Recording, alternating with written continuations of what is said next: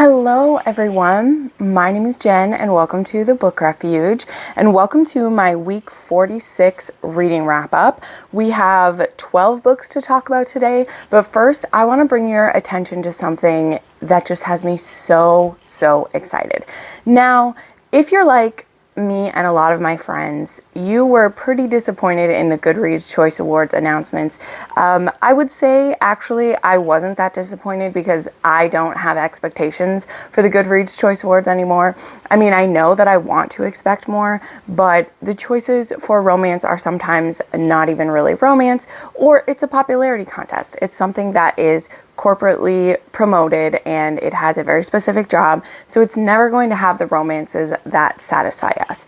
And this year there were a couple of indie authors who made it on there, but they made it on there for books that aren't really indie, you know, like they have been are going to be published with a publishing group now, and that can be really disappointing to some people. So I didn't make a reaction video for this. I never have.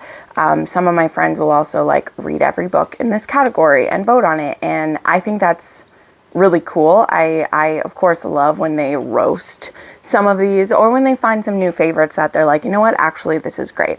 But something I was talking about with my friends as we were discussing it this week is that a book getting a Goodreads Choice Award has never been, nor probably will it ever be, an incentive for me to read it. I probably will have read it in spite of it being a Goodreads Choice Award. Does that make sense?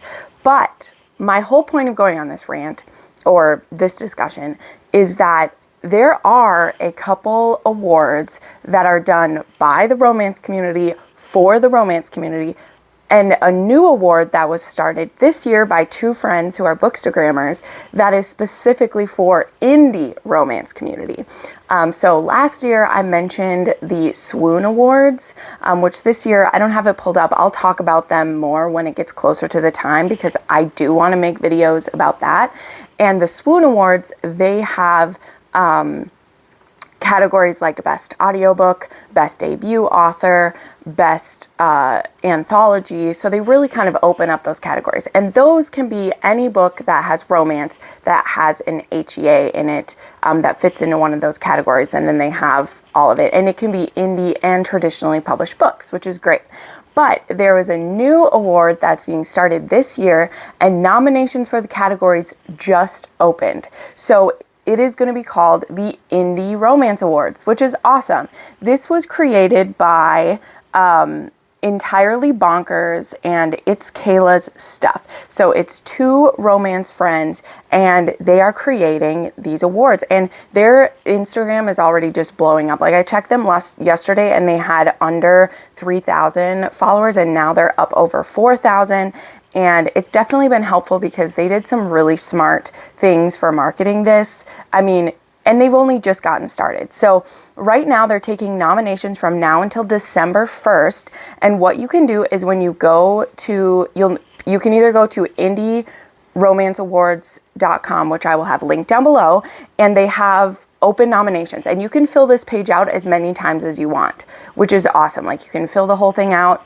You can then exit out, go back in, and keep doing it. They're taking as many nominations as people put in from now until December 1st, okay? And once you have done your nominations, you can get some of these. I'll put one up. They have these available for stories. They also have them available for posting, and you can kind of like promote the book that you want it to be. Now, also, since this is their first year doing it, you can vote for any backlist titles as well. So it doesn't just have to be books from 2022 this year. So like I put Pam Godwin books in because I wanted to. I put in some older J.T. Geisinger books in because I wanted to. And then next year, it will just be the books that came out in 2023, right? So then it'll be going forward only the books that came out that year, and they have to be an indie published book, you know, so they can't be with one of the big press. So it really is kind of like narrowing the field, and also I feel like will hopefully be a genuine representation of what has been popular and has been people's favorites, right? Like I put books in for Small Town, you know, I put in Elsie Silver. There is a historical category. Oh, I was going to read the categories. Anyway, the categories for this are contemporary, small town, sports, taboo, mafia, sapphic, historical, slow burn, dark, fantasy, male, monster, paranormal, rom-com, thriller, why choose, and then they also added YA romance and LGBTQIA+. So there's sapphic, male, and all other that fit under the queer category. So you can make nominations in all of those. You can nominate a book for the different categories it fits in, and you can just go crazy. So like I said, you can vote this year only. You can put books going back as far as you want that are indie published, and they're taking nominations for those, which is fantastic. So it's like a mix of genre and like subgenre and tropes, right? Which is so cool. And so I did a bunch of my nominations yesterday. I may put some more in. And then I put some of these in my story, and I was tagging the authors that I was putting it on there. And a lot of the authors, I had J.T. Geisinger, Tiffany Roberts, of course, Juliet Cross, that were like, what is this, Jen? I haven't heard of this. And I was like, let me tell you. So I was telling all these authors about it, and I've already seen a lot of the authors reposting it too. So here's the thing. Here's my reason why I'm taking the beginning of this video to talk about it. Number one, this is my most watched video every week, is this one here. So if you love indie romance and you think it deserves reward, be a part of this, okay? It'll only take a few minutes. You can do it on your phone or a computer. I found my computer worked better just because I was looking up books at the same time I was doing it. But the interface on your phone does work really well, really well. They did say try not to answer too fast, because they do have like bot things set up so people can't spam the system. Because I did have that happen to me one of the first days. I was filling it out too fast and it like stops you and says error, which I think is really smart. You know, they want to be as fair as possible since this is their first time doing it. They don't want anyone being able to cheat the system. So they were like, take your time, fill it out slowly. But I mean, it doesn't take a long time if you don't want it to. Just remember, if you go too fast, it might error you out and you'll need to wait a little bit. But that's just so it's fair. So anyway, like I said, it's open for nominations from now till December 1st. And then the first round of voting will start on the 5th of December. And I'm planning to, like people do for the Goodreads Awards, I want to go through and see how many of these I've read. I won't have a lot of time because, right, I'm going to be doing my rereads for December, but I plan to do a video going through it and maybe like voting with you guys. Could be fun.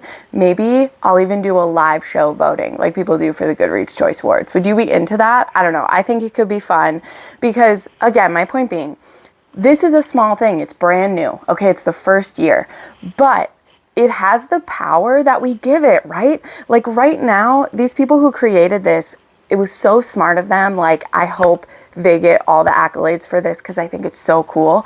But it has the power that we give it. So if we get the bigger romance booktubers like me, we get people on TikTok and Instagram who love indie romance and want to see it supported. If we get everyone to be a part of this, if we nominate the authors that really mean the most to us, this could mean something for authors, right? Like if there ends up being 10, 20,000 romance lovers who put it in, like the first day they had over 5,000 votes put in already for them just starting this from the ground up. Like that's so cool.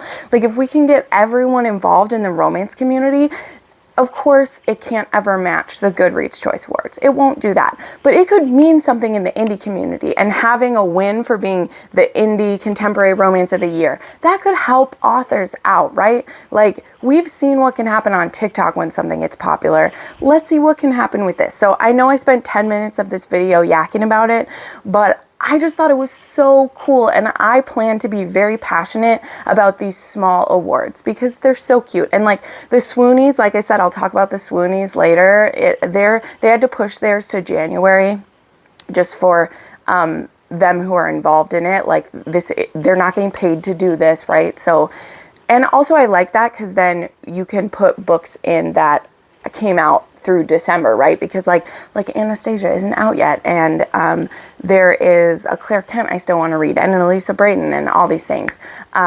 So we'll be able to vote on those in that one. But yeah, so please check this out. Do some nominations. I will keep bugging you about it.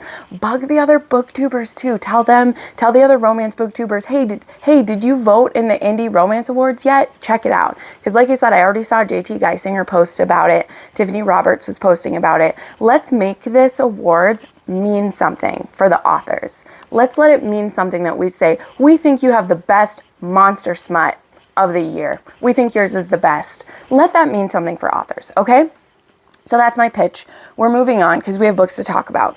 Whew, I'm so excited. Can you tell I'm so freaking excited that these awards were created, and I just love that the creators did this. It makes me so happy. Okay, so the first book that I read in this 46th week was The Secrets in Shadow and Blood by Lana Pekarczyk.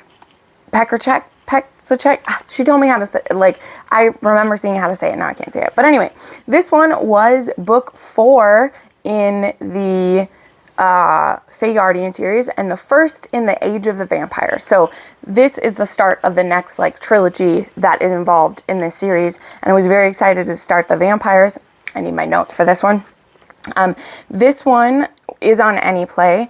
AnyPlay has the first 5 books in this series, but there are 7 audiobooks out, so I had to get the others from Audible, but we'll get there. So this one is about Violet and Indigo, and this is one where, so Violet, Silver, and Peaches are our next group of women, and they were women who also know each other when they woke up in this time, and they're a group of 3 women who have lived in the time for a lot longer.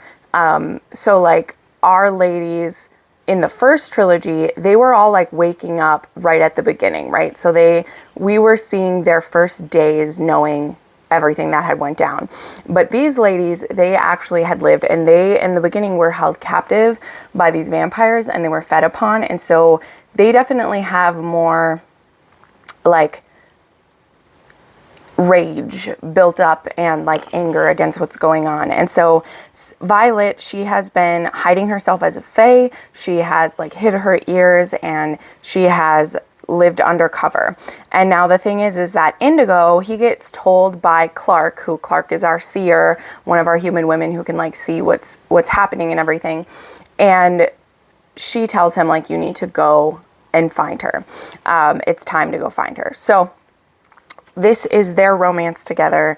And these 3 women as well, Violet, Silver, and Peaches, they all had jobs in the real world that it was possible for them to make the like nuclear bomb. And so they also carry a lot of guilt that they helped create some of the weapons of mass destruction that helped ruin humanity. Sorry, I'm going to bring you a little bit closer.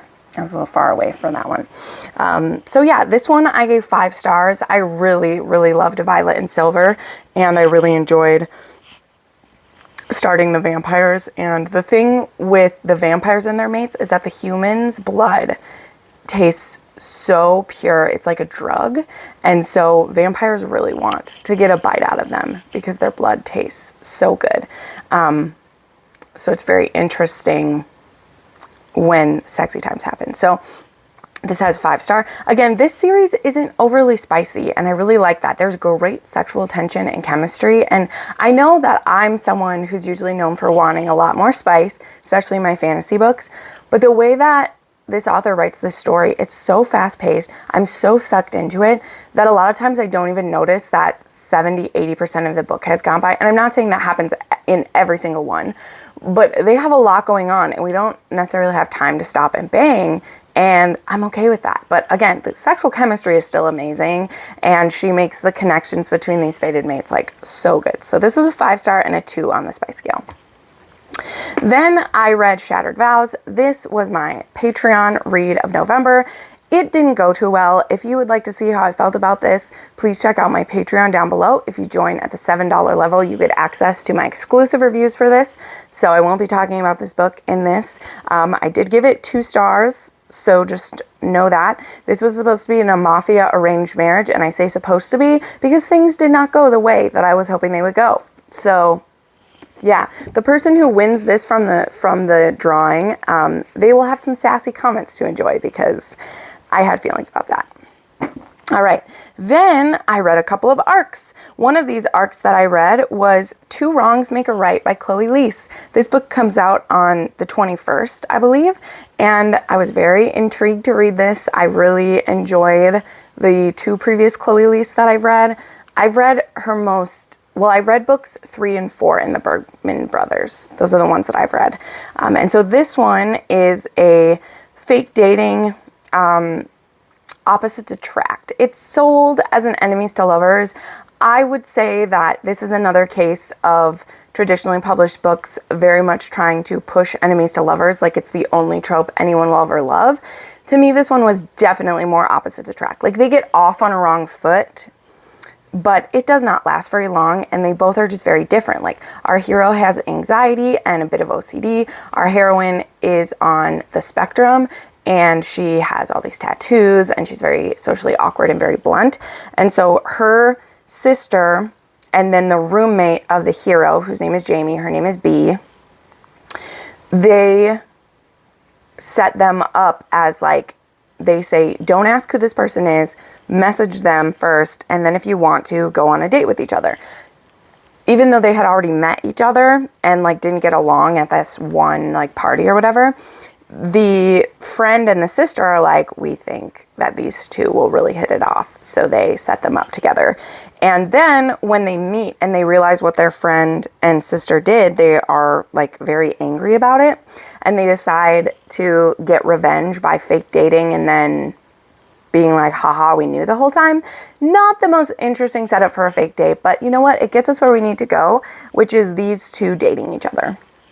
And I thought that part of it was really cute. I did love the representation, which of course is what Chloe Leese is known for. What I did not love is how that representation was used for there to be a third act conflict. The third act conflict was completely ridiculous, in my opinion.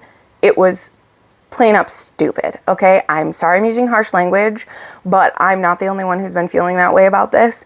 And so the thing is, though, is that I really enjoyed a lot of the first 80% of this book. I was having a good time with it. The hero is so sweet. He's very much pays very good attention. He does a lot of sweet and caring things for the heroine. And then the third act conflict, which you guys know that I get so worried about how those are going to play out. And this going so well. And of course I get a little bit nervous because I'm like, oh man, how's the author going to pull this off? What's the third act conflict going to be? And then it was kind of like Chloe Leese took the weirdest option for a third act conflict. And I know it's supposed to have to do with both of their, like, differences and, like, the hero's anxiety and the heroine's being on the spectrum.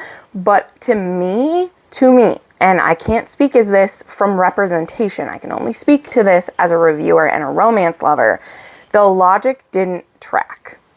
And it almost felt like these people's two, like, the things about them that were their differences were used as, like, the conflict, and I feel like they were past that in the story. Like, it was too late in the story for this type of, not even miscommunication, because they're not miscommunicating when it happens. They straight up just, it doesn't vibe. So it really kind of tanked right at the end, and I was very sad, and I honestly would rate it lower than a 4, but because it's an arc and I was enjoying myself so much, I stayed at a 4, but it was a 3 or less for enjoyment for me. And yeah, it was a 2.5 on the Spice rating. Definitely a great attentive hero in the bedroom for sure.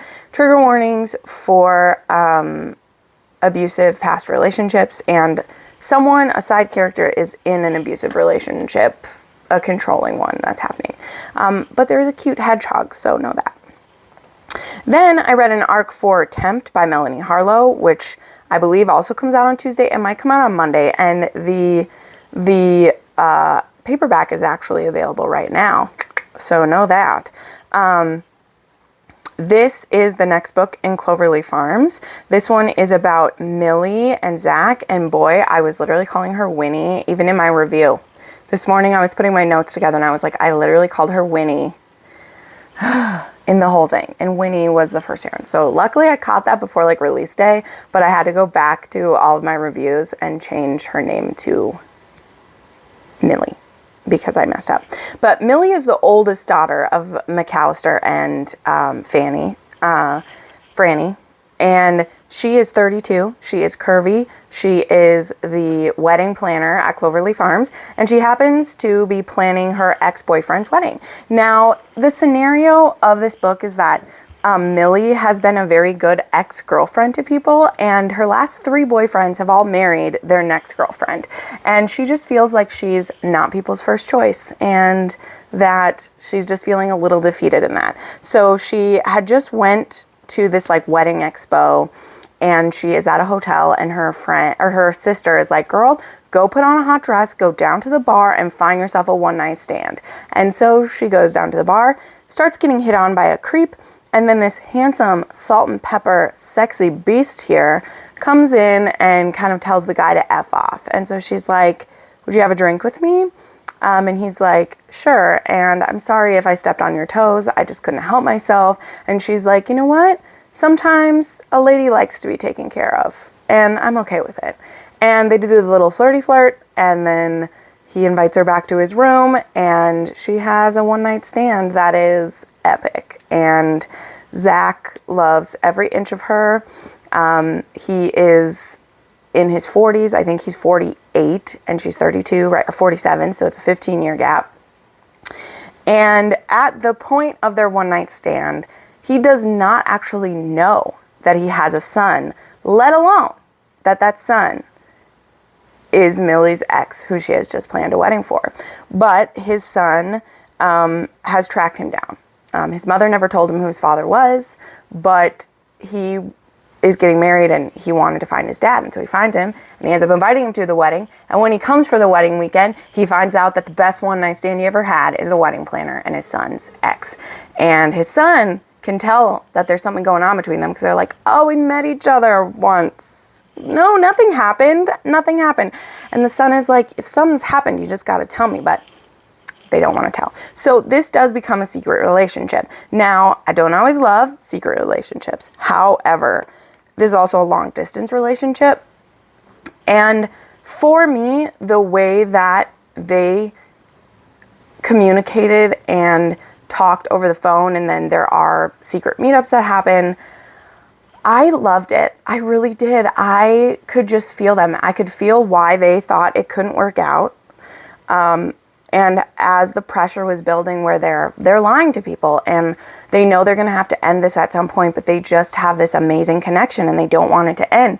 But what are they going to do? And like, I just felt for them so much. And this to me is the exact opposite of a overblown third act conflict. Like, you know what the conflict is in this one. We see it. And one of them or both of them is going to have to decide if they want this chance at love more than they care what people think, more than they care if it changes their plans. Like, how's it going to work out, right? And now they have this person who, you know, Zach's long lost son, who like he wants a relationship with, and there could be some damage done if they come out with their relationship. And I just really felt for them. Like, it didn't seem like a manufactured reason to keep them apart, you know? Like, it really felt like this would keep someone apart. They would be worried about this, you know? But I'm telling you, this is in my top 3 Melanie Harlow. It is. I very much enjoyed it. Also, this is Melanie's first plus-size heroine. And she does it really well. Like, it is not dragged on. One of Millie's dreams, though, is to provide more wedding dress options for plus-size brides. And so she wants to create a boutique that caters to plus-size brides. They won't be the only ones like offered there, but she wants them to be the priority. And I really loved that. It was really beautiful, really beautiful. So I gave that 5 stars, and it was a 3 on the spice scale. And yeah, it was beautiful. Next was A Labyrinth of Fangs and Thorns by Lana you know by this point. This was the last book I was able to listen to on any play, but this was book 5 in the series, book 2 in the vampire series, and this one is about Peaches and Hayes. And boy, was I excited for this, because at the end of the 4th book, there's this couple, we see them already, and we see a situation that they find themselves in. So Peaches, who of course knows Violet, and they separate in the beginning of that book because of the skills that they have where they're able to make a nuclear weapon, they decide that they can't be around each other because they don't want to be used by anyone to reap that kind of destruction again. So they haven't seen each other in all this time.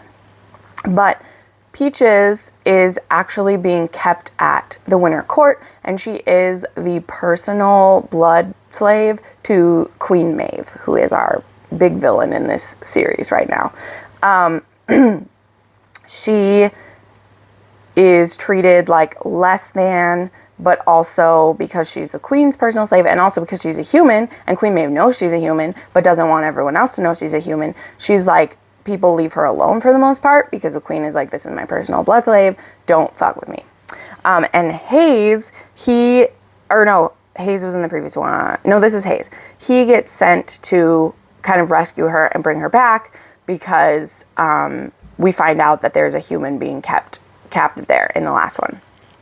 So, but what happens once he gets in there is he has a problem getting out. And so they get stuck together and go through a lot of trauma while they are stuck there together. So, love this series. This one I gave 4.5 stars, and it was a 2 on the spice scale.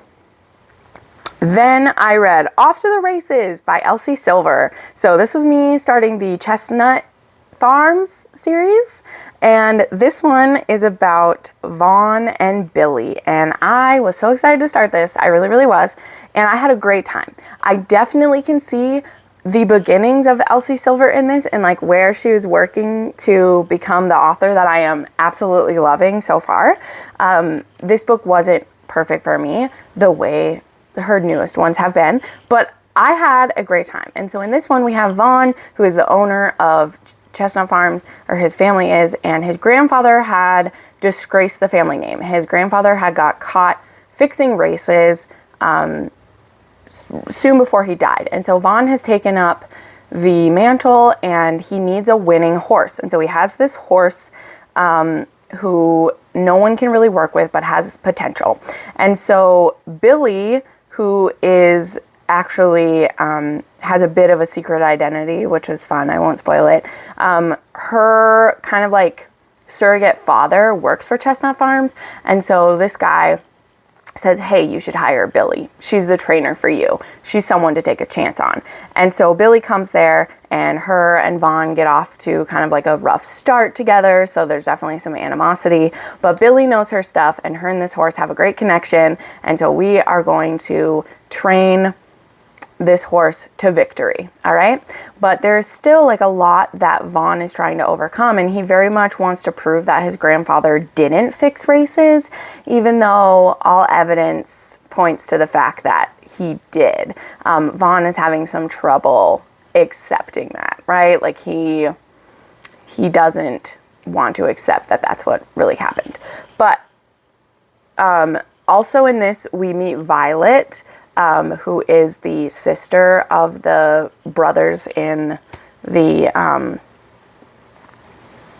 other series, the series that we love. Anyway, and her book is next, so I can't wait to read that one. I'm very excited. But she's the jockey in this. So I had a great time with this one. I gave it 4 stars. It was a 3 on the spice scale. Actually, kind of my biggest issue with this came with the grand gesture that the hero did. And I know I'm nitpicking, okay, but I actually love horses, and I knew quite a bit about horse racing when I was younger. And so like his grand gesture and the implications of what it would mean for a racing horse and like going into a big race, I was like, this grand gesture is really cool, but the 2 weeks leading up to the grand gesture, I was kind of like, I don't know if I believe it.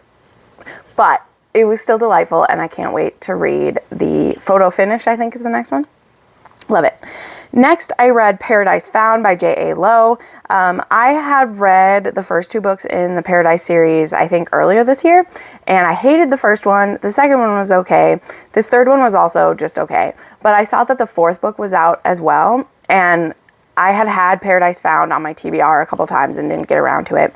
They're erotic romance, and there is this Paradise Island, which is a island version of this sex club that these group of men own together, where it is a, you know, it reminds me a bit of like the Voyeur Club, but it's even more like, I mean, it does include sex work in this one for sure. I mean, so does the Voyeur Club, but you can order different spa services that are sexual, basically. And our hero, he, in the beginning, comes home to see his fiance to find her fucking his brother. And not only is she fucking his brother, she's been sleeping with his brother the entire time they've been together. And actually she's pregnant. So his whole life blows up in one night. And so he actually has like a membership to the club, but he never would go because his fiance never wanted to go to it. And so he goes one night and he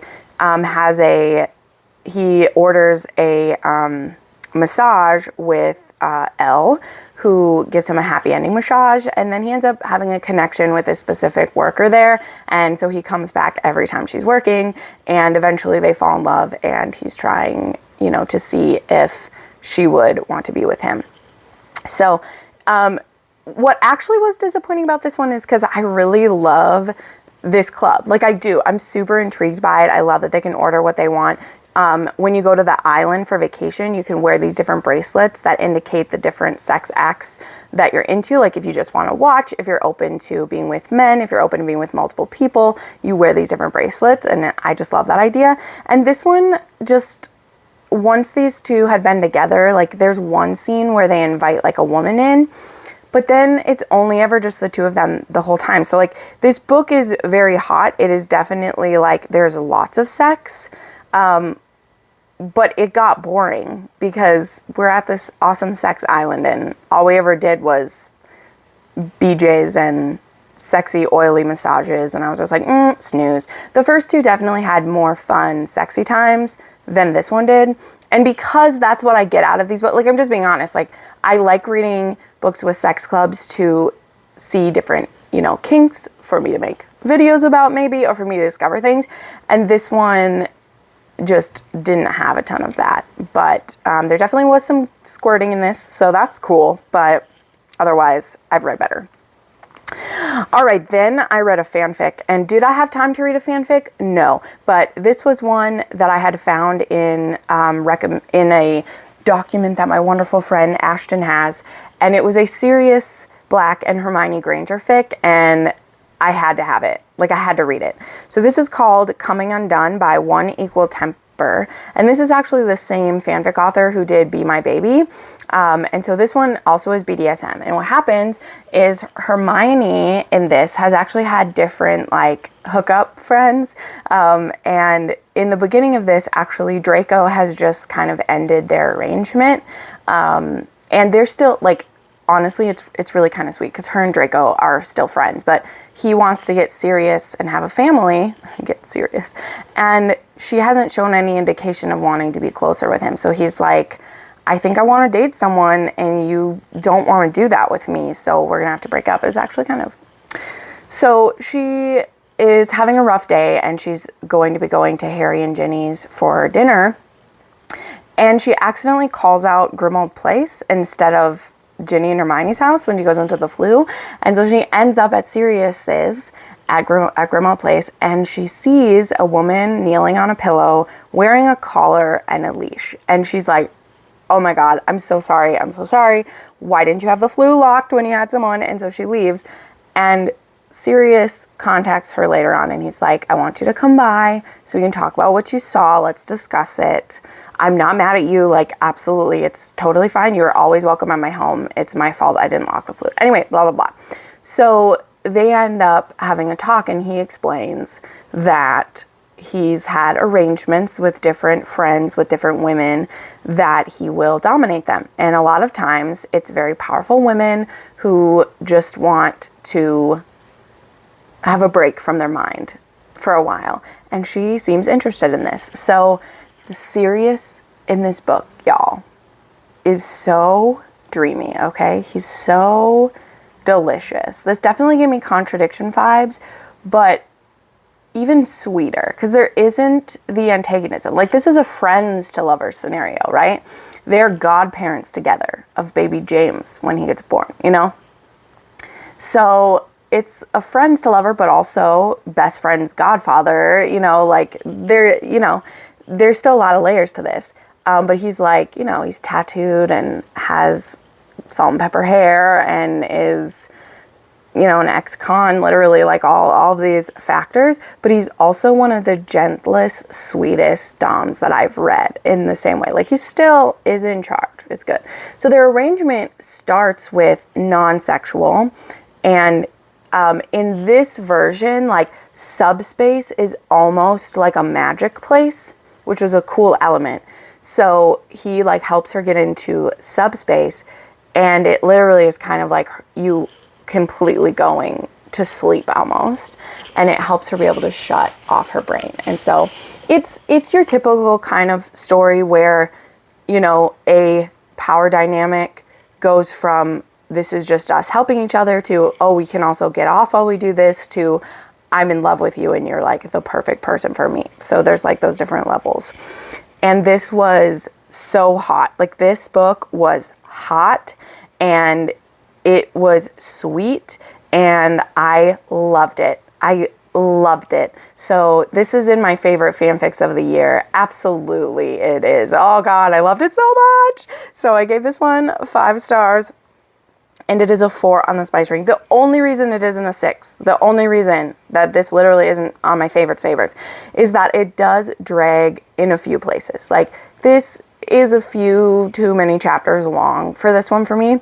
But it's kind of funny because you can tell that the fanfic author is just loving her fic so much. Like, she even says, she's like, I know I'm making this take a while, but I just love the character so much. So I forgive her for that, but I'm not going to quite make it a 6 because, like, it isn't that perfectness, right? Okay, almost done. We're almost there, right? So I was lucky enough to reread Untouchable. One of my patrons picked this for their annotated book. So I was lucky enough to reread Untouchable and just have the best time, okay?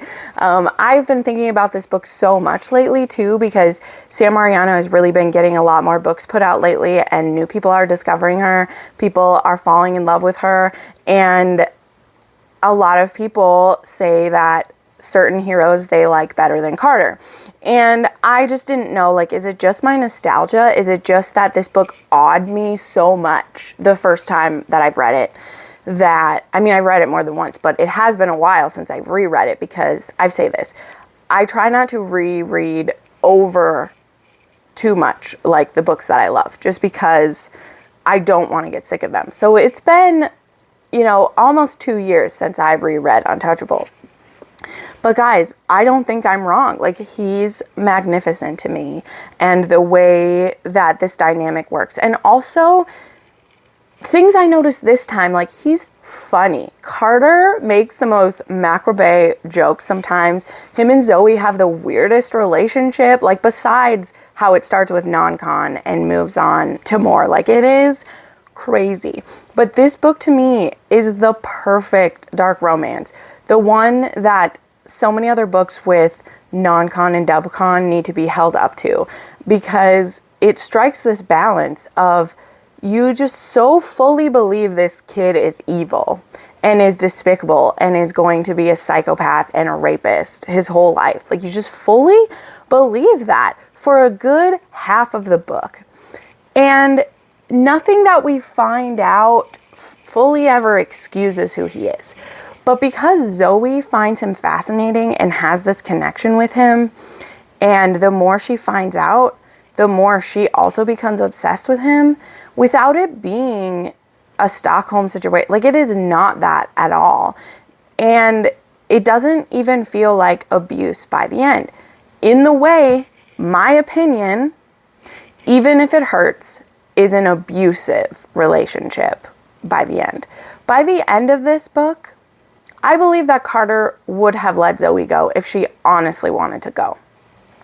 He holds on to her so hard because she doesn't want to let go. He knows she doesn't want to let go. He doesn't want to let her go. He knows he will never find a woman who knows him and loves him and has the same kinks as he does and knows his full story and loves him still.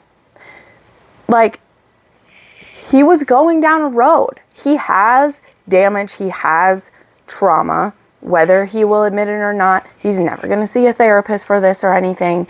But Zoe catches him at the right time. And honestly, if you go back and read this book, there are so many things that both Calvin in Descent and Dare, and even As It Hurts, do, that Carter is their origin. Carter is their origin. There's literally, like, he sneaks into her house.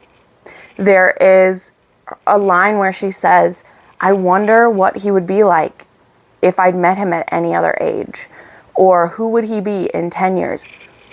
That's exactly what I say about Calvin. Like, it's all there. And people don't have to like this. Like, people can like Even If It Hurts more. Like, that book to me is a thriller. It's a thriller. It's not a romance. Like, if you read the epilogue of Even If It Hurts and think it's a romance, like, that's not it's not an HEA. It's not. It's absolutely not. Because they're not both happy. It's an HEA for Dare. It is not an HEA for the heroine at all, in any form. But Carter, I believe that there's an HEA for these two. And when I read the epilogue of that, I'm like, these two perfectly fit each other. And it's beautiful. And this will forever be, like, top tier dark romance. Perfectly balanced, perfectly put together. It has humor. It's dark. It has the non-con and the dub-con, but it also has a hero who is possessive and protective and has found his match in a way he never expected. Like, there are monologues of Carter where he's just like, I didn't even know to look for you, and I found you in this moment where I knew I had to keep you. I had to find a way to keep you.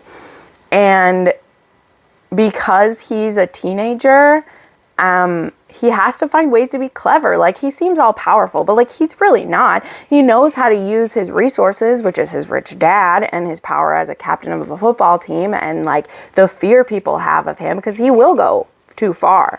But he still has to be crafty. He can't just throw money at it. And he also, you know, isn't willing to, like, murder anyone or something, you know. But I don't know. It's perfect. It's perfect. So I so enjoyed revisiting that and having my feelings confirmed that I'm not wrong to say Carter Mahoney is king, and I will plant my flag and die here on the hill that Carter Mahoney is perfection. And Sam Mariano has done some great things. Like, again, I won't say that Even If It Hurts isn't, like, a fun, crazy time, or Descent doesn't just make you roll up and cringe sometimes, but it's not the same thing, you know? It's just not. Anyway, then I read A Symphony of Savage Hearts. This is book 6 and the last book in the vampire trilogy by Lana. This one is Shade and Silver, and in this one we have a heroine who is a badass. So we finally see inside the human city, because this heroine, she didn't try to live among the Fae. She ended up back with the humans, and she's a mechanic, and she used to work on, like, military vehicles, and so she works right along with some people that we see as villains, that we've seen as villains for the whole series. So it's very interesting. And Shade, our vampire, knows that she's his mate, and so he begins this book trying to hunt her down.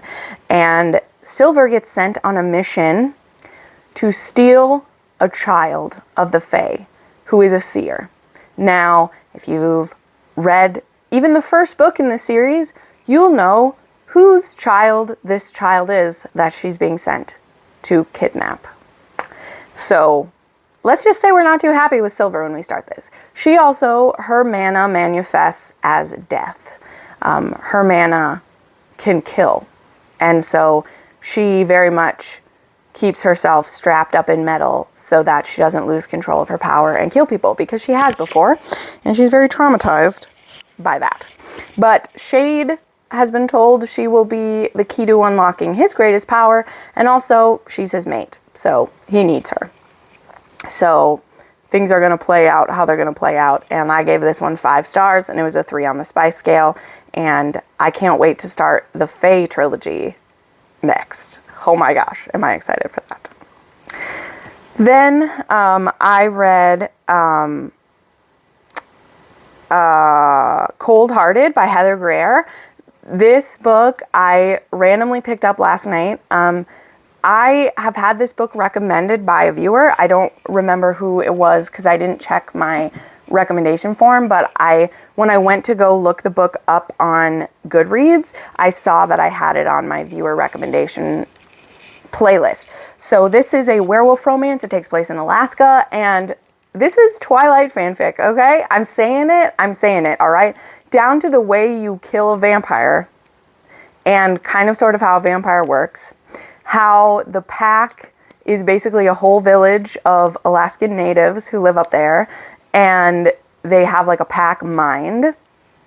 And our heroine actually goes there because, so she doesn't know about supernatural at all, but she's very depressed. She is being stalked by her ex-boyfriend, and so she takes a job in Alaska because it is the farthest place away that she can get hired to be an English teacher in this small town in Alaska, where you can only get there by a prop plane.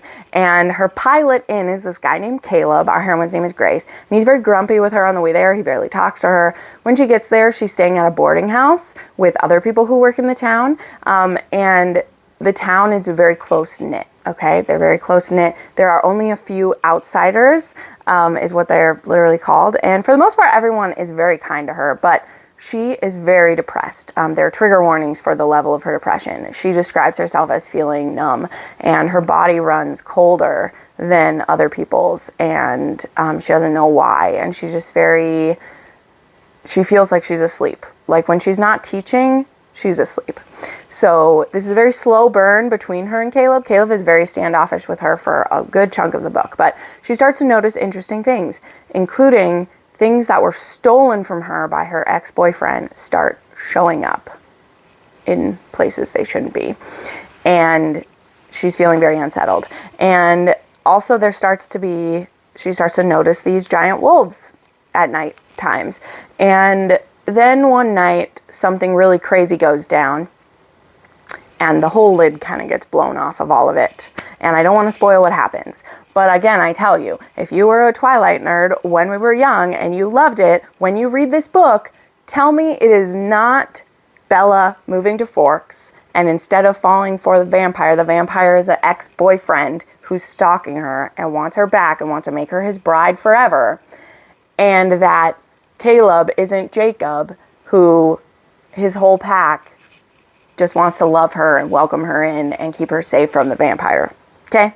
Tell me that it's not when you read it, okay? And I mean it in the best way. I give this book a 4.5 star. I loved it. All of the coincidences and like the things I picked up on as I read it just really started to accelerate in the last part of it. Again, including how you like kill a vampire, and like how they like make you their mate or whatever. Like seriously, so similar, and I loved it. So I gave this 4.5 stars. It was a 2.5 on my spice scale, and like I said, there's depression, domestic abuse, stalking, gore, and violence in this book, but I loved it, and I'm excited to read the next one so much. And then the last book I reread Embers by Claire Kent. The 4th book in this series is supposed to be coming out. It was supposed to come out the 2nd week in December. It's been moved because of a few things. So I had reread Last Light last month because one of my patrons picked that book, or 2 of my patrons did, and I was just in the mood to reread Embers because I wanted to read another book in this world. Like, I just was feeling it. And so I did. But one of the things I also wanted to clock is that the next book, Hero, was supposed to be about Mac and Anna. And Mac is someone we actually meet in Last Light, and then him and Anna show up more in this one as well. And I just wanted to kind of like remember some of that stuff. But basically what's happening with Hero is that Claire Kent meant to write Mac and Anna next, and she was just having a lot of writer's block. It wasn't working. So she ended up writing a novella. So about this, she says it's going to be about the same size as like Haven was. So kind of like this size. And she's writing it about actually some new characters that we haven't met yet that will interact with our people. And because if you cancel a pre-order with Amazon, they take away your privileges for pre-orders for a whole year.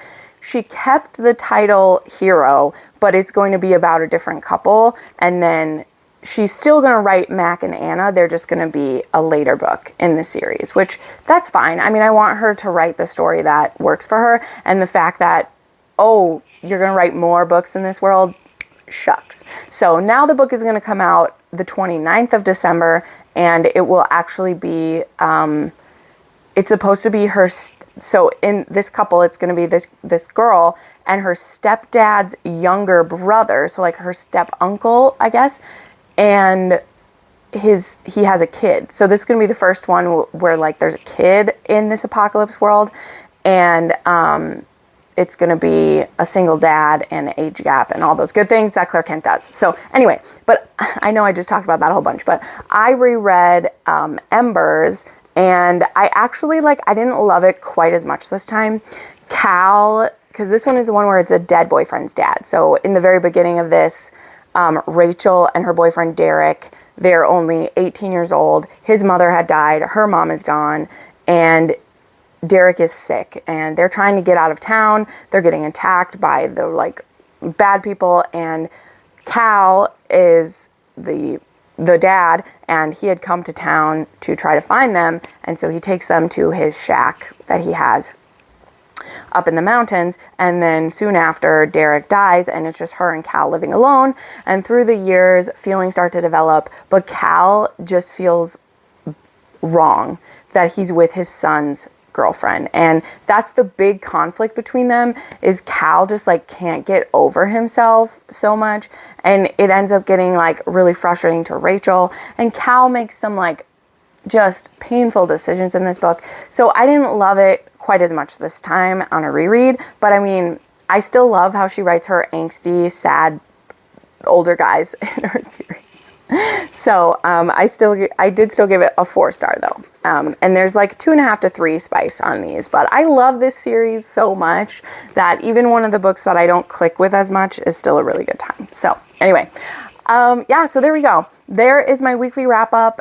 Please check out the Indie Romance Awards. Like I said, nominate your favorites. This could be so fun. Like I said, bug the other romance booktubers. Ask them if they voted yet. Tell them to check it out, because we want to make this actually something that helps authors, right? That's our goal. We want to reward the authors that we love. So thank you so much for watching. If you'd like to support what I do here, I have my links down below. I do this full time, and going into December and January is always a really tough month, which I understand because people have presents to buy and things to do. But just wanted to tell you, help me out by watching this whole video, by liking the video and being subscribed to my channel.